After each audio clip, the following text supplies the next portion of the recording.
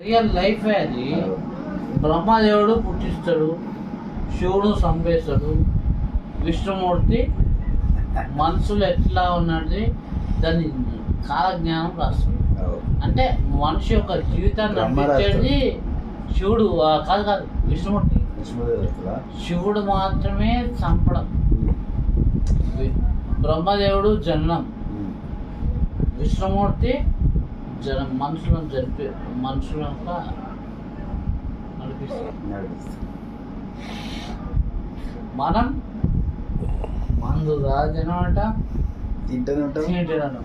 అంటే నాకైతే ఇష్టమైంది ఏంటంటే నాన్ వెజ్ తింటా, నాన్ వెజ్ తింటా. నాకు నాన్ వెజ్ లేదంటే నడవదు. అది ఏదైనా సరే నాన్ వెజ్ ఉంటే తింటా. లేదనుకో వెజిటేబుల్ అనుకో ఇదైతే అంటావు.